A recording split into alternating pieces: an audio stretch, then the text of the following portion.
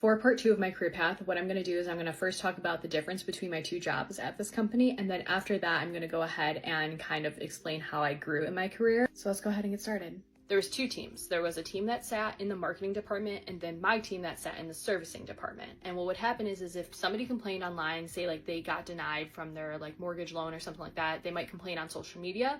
And then our marketing team would take that complaint and send it over to us. And then our team was in charge of trying to find that person in our system, kind of review the loan to see if there was any issues with it. It taught me a lot about financial literacy, which I will say falls into later on. So my boss was like, well, you're a really good intern. I think like the company should keep you, blah, blah, blah, this. He called the sister team and they needed somebody on their team. So he was like, hey, listen, like I know that this might be more in line with what you want to do, but our sister team needs somebody to go work like monitoring the feeds and making sure that like people are not complaining as much. Could you do that? And I was like, yeah.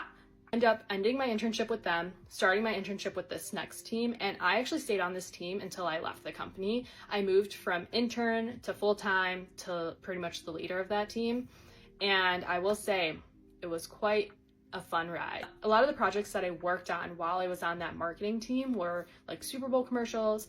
I did things with the college football teams. There was just a lot of experience that I could gain from that side, and I'm so happy that I was able to make that switch.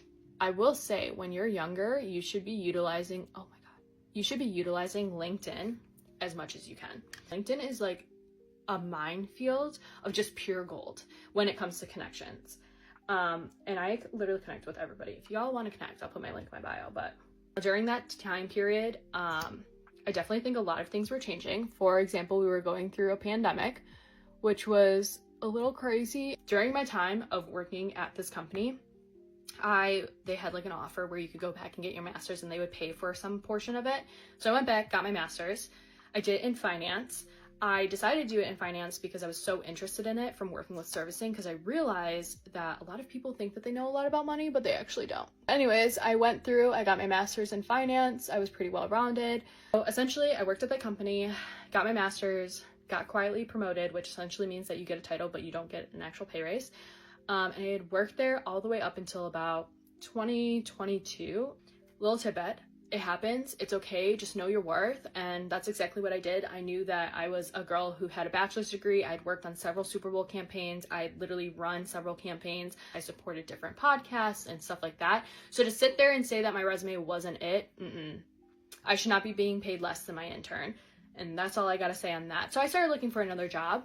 Okay, that's part 2, and part 3 we're gonna be talking about essentially how the grass is not always greener on the other side, but let's talk about it.